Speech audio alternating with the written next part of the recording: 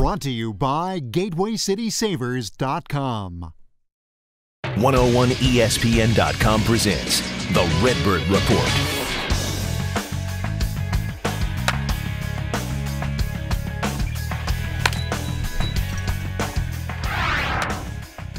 The Cardinals come through with a huge first day in the Major League Baseball draft. They get 3 picks. 2, of course, were compensatory picks because of the loss of Mark DeRosa and Joel Pinheiro. The very first one at 25 overall was Zach Cox, who was a third baseman out of Arkansas, someone you really could compare to Brett Wallace back in 2008. Well, here's the difference. Not only is he just as good of a hitter as Wallace was, but he is much more athletic, and he has a body that can stay at third base, might even be able to play second base at some point, so he is a huge bat. And then later on at 46, they got Seth Blair, who was a pitcher out of Arizona State. Very big arm, someone the Cardinals believe can be a starter in the major leagues at some point. And then later on, the 50th overall pick, they got Terrell Jenkins, a high school pitcher out of Texas, who was an outstanding athlete, been compared to Doc Gooden, been compared to Edwin Jackson. He is an outstanding 3-sport athlete, someone who is incredibly fast, can do a lot of different things, of course, being such a good athlete. Now, here's the thing. Zach Cox is a draft-eligible sophomore, and Terrell Jenkins, of course, is a high school kid.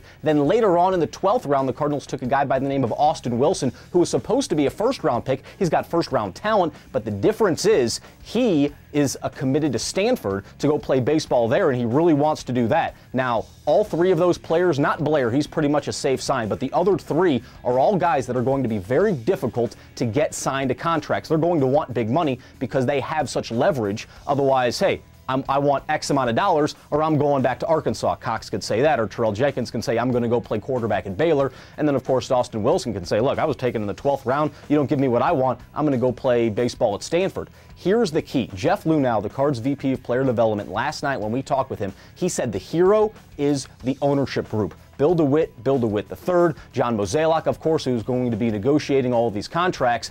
They are the ones that have recognized they need to replenish the draft system. They traded all those guys, Brett Wallace, Clayton Mortensen, Shane Peterson.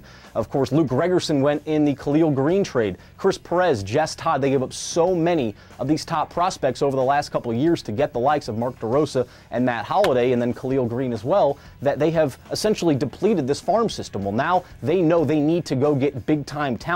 They can't just draft safe players who project as back of the rotation guys, or even bullpen players, or position players who are kind of, fifth outfielders or something like that. They need stars. They did it last year when they got Shelby Miller, and he's someone who's going to take a little time to work his way up the system. But this year, they need stars. They need guys who, yeah, okay, they might want a lot of money, but we'll go give it to them, get him here in St. Louis, get him here in the minor leagues, work their way up, and really replenish this minor league system for the Cardinals that has really taken a hit over the last year. So Luhnow said give the credit to the owners because they are finally learning to spend in this draft. You have 2 choices. You could spend in the draft and then save money later on, or when you need to bring up prospects from the minor leagues and you don't have them, well, then you pay the price and you have to go sign big-time free agents for a lot more money than they're worth. So if you spend the money early, you give them their signing bonuses, which is not nearly as much as you're going to have to spend on the major league's free agent market, then you're going to save a lot more money in the future, because when you do have holes to fill at the major league level, you're going to look down in your minor league system and say, hey, we got Austin Wilson, we got Terrell Jackson, we've got Zach Cox, we've got Seth Blair, we've got a lot of good young talent who are ready to come up the system, and we don't need to go sign free agents. So really credit Bill DeWitt III, and of course GM John Mozeliak, who is going to be the one negotiating all these contracts, getting this draft, really this minor league system replenished for the future.